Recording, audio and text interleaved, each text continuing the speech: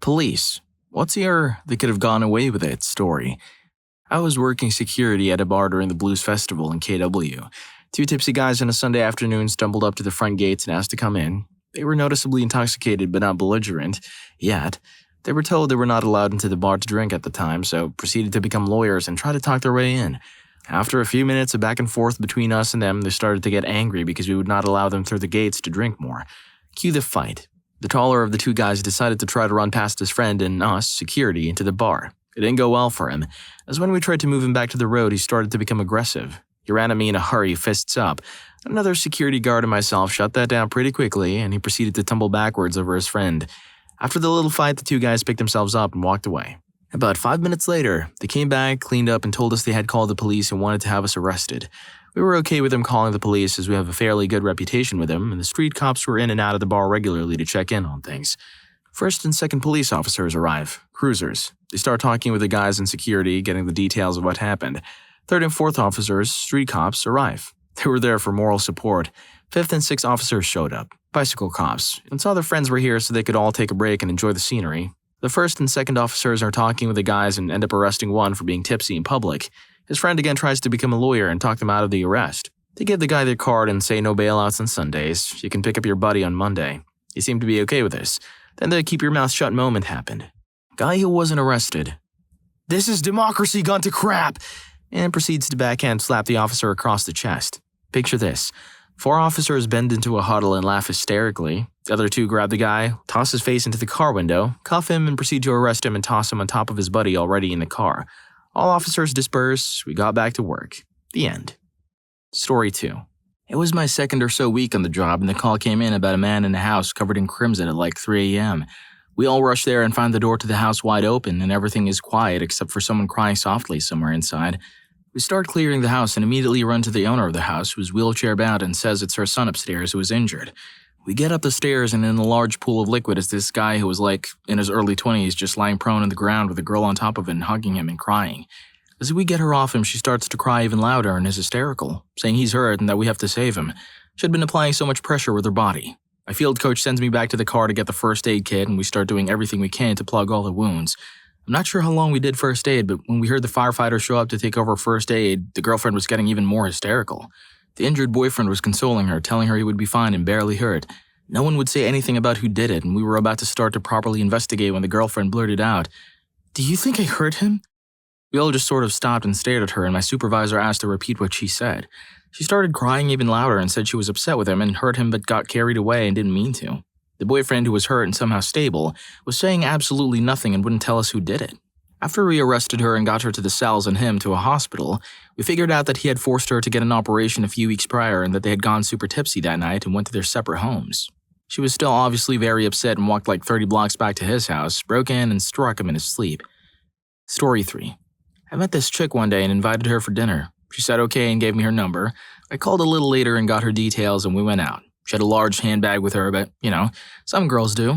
After eating, we went back to my place to chill. She then informed me that it was too late for her to go home and that she wanted to stay the night with me. Hey, no problem, I thought.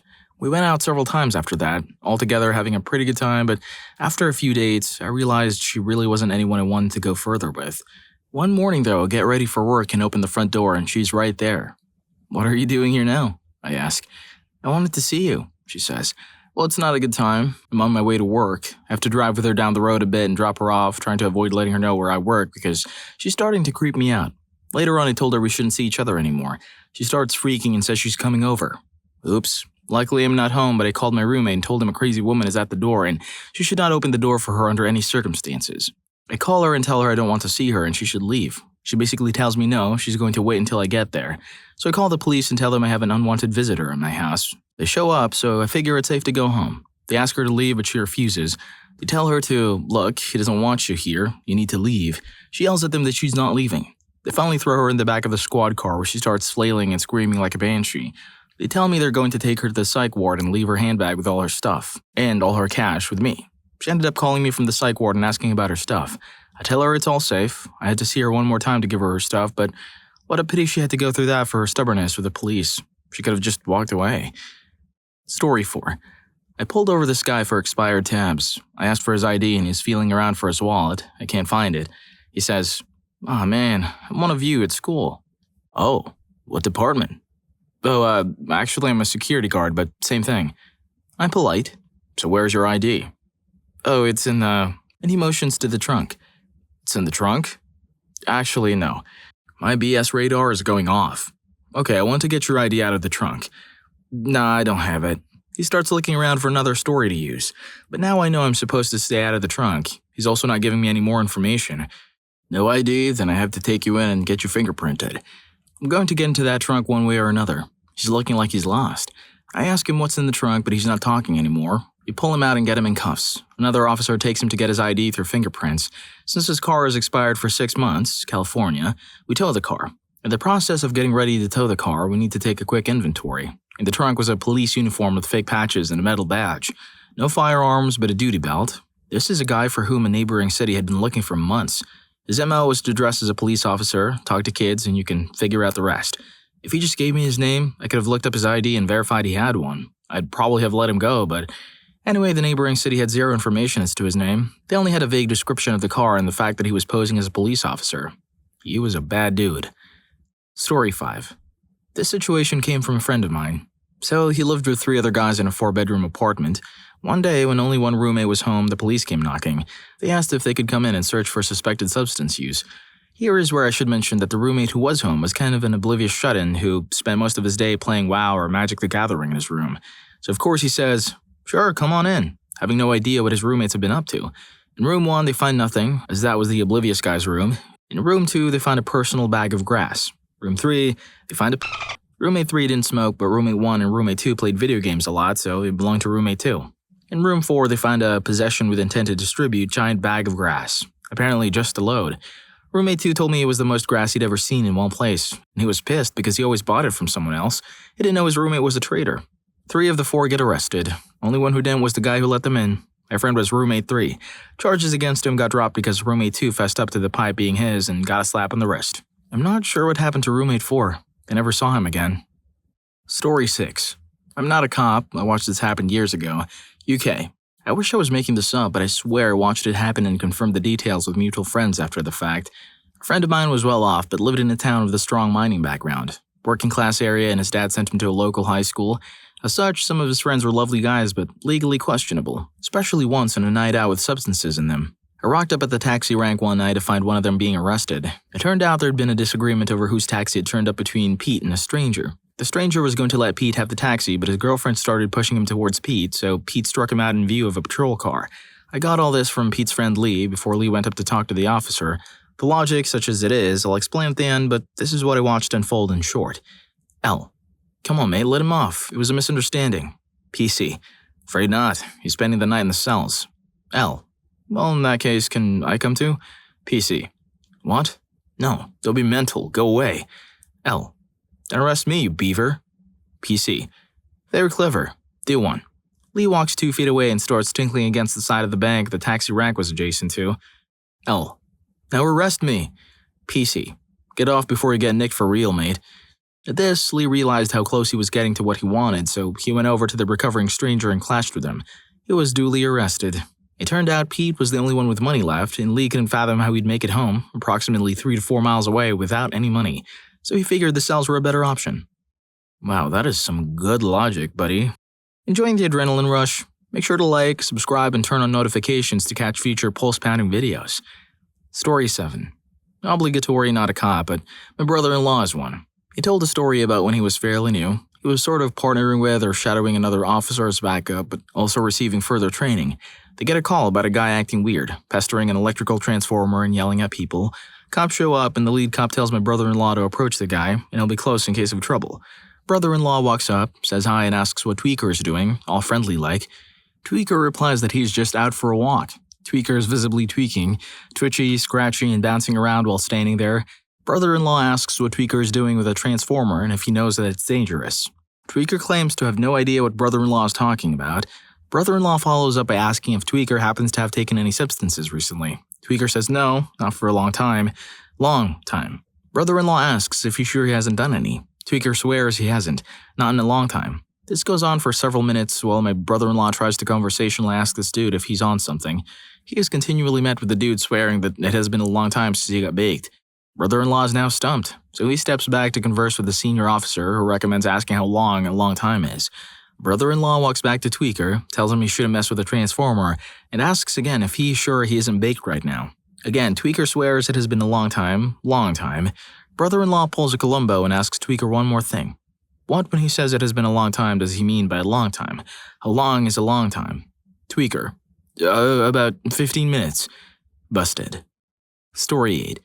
One night, pretty late, about midnight, it was really quiet in the area I was in. I saw a car and I saw some lights underneath it. Now in Texas, this isn't exactly a problem, but the lights can't be moving or flashing.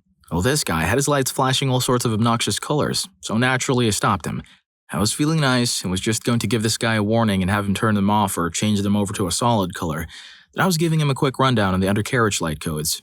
Then, not him, but his obviously impatient passenger looked at me and said, "What the hell, dude? Are you really still talking to him?" I was shocked at first, but knew exactly what I had to do. I said one moment I'd be back, went to my vehicle, wrote up the violation, printed it off, and headed back to the car, and I said, "Since explaining the law is too time-consuming for some people, just take this. You can pay by the date listed here or choose to make a court appearance. Drive safely and obey the rules." I'm not sure what kind of words he had for his friend after that. Story 9.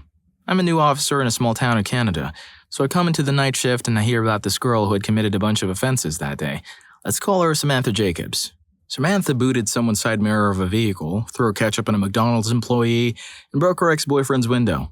Needless to say, she was arrested for various offenses and we cannot find her. Keep in mind that I don't know what she looks like or who she really is. She's a minor, and we don't keep children's mugshots in our database. So that night I got a call about a dispute at a residence. I'm literally outside talking to these two dudes over who owns what in the house. This chick comes flying out of the house screaming at me, telling me to bugger off and whatnot. I calmly ask who she is and she proceeds to say, "My name's Samantha Jacobs. Who are you?" I'm like, "Oh yeah?" She tells me, No, my name is Samantha Stevens." I'm like, "Okay, well, you're under arrest." But why did she even tell me her name or come flying out of the house? She could have stayed in. She doesn't even live there. She must have known we were looking for her. She basically turned herself in just to tell me to F off. Stupid criminals. Story 10. This isn't so much if they had kept their mouths shut as if they had him run away.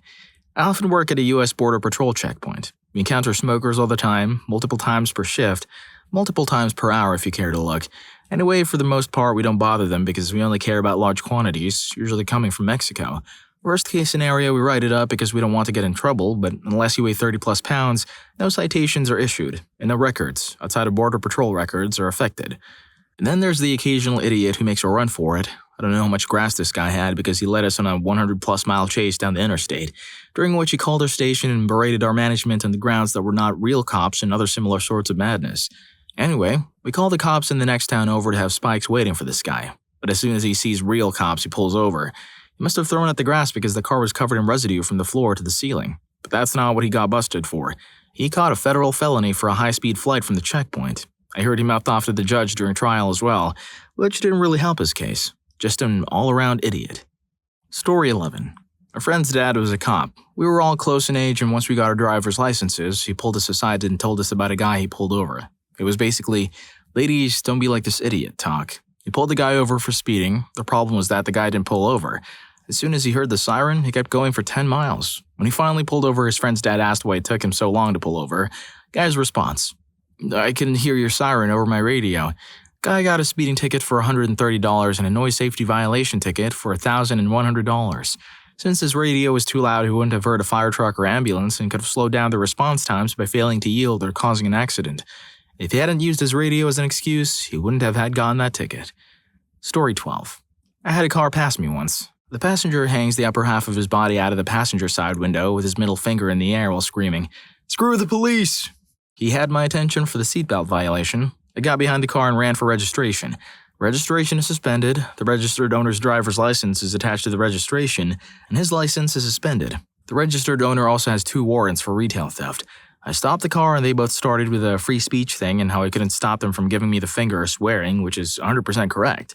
When I pointed out that I could, however, stop them for the passenger not wearing a seatbelt and for the registration violation, suddenly they got quiet. The driver got arrested for a suspended license and his warrants, and the passenger got himself a citation. The driver's vehicle got impounded. The moral of the story: tell your passengers to shut their mouths. Had this guy not been a moron, his buddy would have been homeward bound. Story 13. I kind of got lucky one autumn in college. Our house had been broken into 4 times in the past 6 days. We were waiting for the landlord to change the locks and install cameras and security, but in the meantime, the most recent burglar had stolen keys. So it's a Saturday night, and me having not slept at all that week, decided to go with this girl I had just met or started talking to. So we go out and things go great, except I get super messed up at the bars. We're about to hop in an Uber and head back to her place when my roommate calls me to tell me that he and my other roommates had just had a Glock pulled on them. So I sprint back to the house, we lived like 5 minutes away, and see like 7 cop cars outside my house, all skirting off in pursuit of the thief. A few cops stayed back and I absolutely unleashed a fury into them about how terrible their department was and that since they had been here practically every day that week, they might as well start camping out. I continued to scream other obscenities until my roommate picked me up and carried me into the house. He's a big dude, I'm not.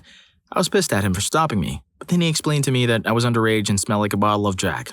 It's probably better to stay inside and not tell off the cops. No, I didn't sleep in that house that night. What a wild ride it's been hearing these stories straight from the men and women in blue. If you're craving more narratives like these, make sure to check out Police Officers. What are your best pullover stories? Story 2 is unforgettable. See you there.